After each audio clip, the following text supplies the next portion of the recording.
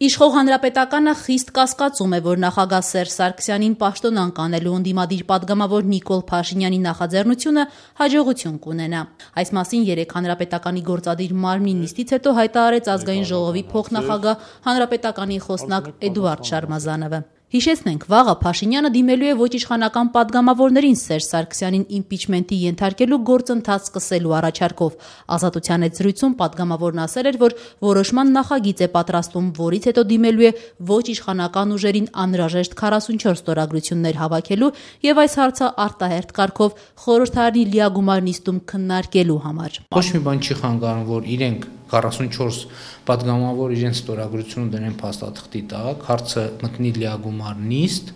եւ իրենց ասած Ազատության հրապարակի ժողովուրդը կանգնի այս դարպասների տակ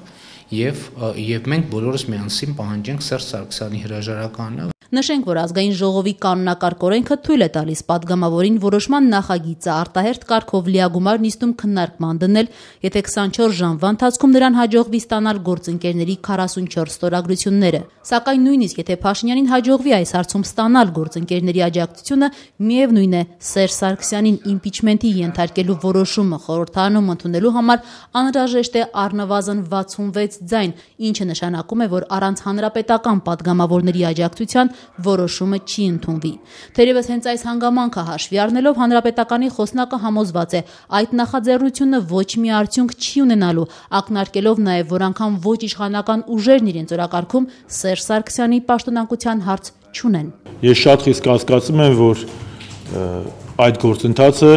կարող է ոչ միայն հաջողություն ունենալ, այլ նաև որևէ լուրջ առաջընթաց ունենալ, որովհետև արդեն կան քաղաքական ուժեր, ովքեր որ բացասաբար են խոսում այդ գործընթացի հետ կապված եւ նաեւ իրենց օրակարգում նման խնդիր չկա։ Այն, որ ոչ իշխանական ուժերի օրակարգում այսօր չկա Սերժ Սարգսյանի պաշտոնանկության հարց, մեծ զրույցում նշեց նաև ԵՌԵԱԿ-ի անդամ Բարգավաճ Հայաստան խմբակցության պատգամավոր Միքայել Մելքումյանը։ Վերջինիս փոխանցմամբ ԵՌԵԱԿ-ն ունի իր ծրագիրը եւ առաջ է շարժվում այդ ծրագրով։ Ուրեմն սահմանադրության կասեցում,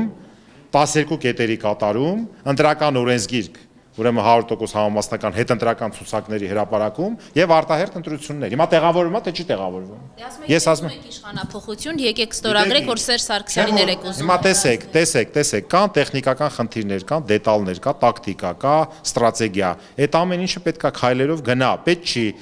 որևէ շարժումներ անել, որը որ կարող է դիտարկվի, որ տեղին չի, պատեհ չի այս վարքյանին, ինչ որ չգիտեմ ինչ չի։ Մենք մեր ծրագրով գնում ենք։ Բայց պատեհ չի, իմպիչմենտի հարցը։ Դուք ես ասում եմ մենք մեր ծրագրով գնում ենք, այդքան է։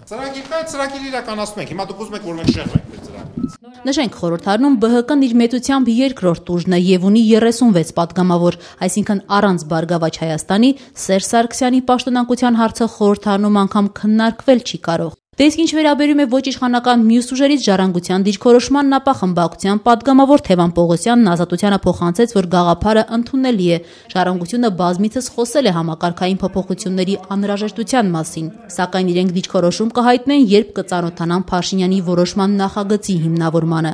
Ժառանգություն խմբակցության մեկ այլ պատգամավոր նախկին արտգործնախարար Ալեքսանդր Արզումանյանն այսօր հրավիրած ասուլիսում ասել է, Փաշինյանի նախաձեռնությունը ընդունելի է իր համար եւ պատրաստ է պաշտպանել այն։ Ավելին Արզումանյանն ընդգծել է, Փաշինյանն իր այս քայլով կհստակեցնի ոչ իշխանական ուժերից ի վերջո ով է ընդդիմություն, ով ոչ։ Պարզ կլինի այն մարդիկ, ովքեր խոսում են իշխանափոխություն մասին։ Բարգավաճը ունի 37 հոգանոց ֆրակցիա, իրենց նույնիսկ իմ ձայնը այնտեղ պետք չի։ Բարգավաճն ու ՀԱԿ-ն իրար հետ կարող են այդ 44 ստորագրությունը հավաքեն։ Տարբեր գնահատականներ կան, գուցեև սա այնց մինի իլյուստրացիայի գործընթաց է, հա, ընդդիմության դաշտում, դա այդպես էլ կարելի է անվանել։ Հավելենք, որ դեռևս պարզ չի այս հարցում Հայ ազգային կոնգրեսի դիրքորոշումը։ ՀԱԿ խմբակցության ղեկավար Լևոն Զուրաբյանն Ազատությանը փոխանցեց, որ կոնգրեսում նման հարց չի քննարկվել։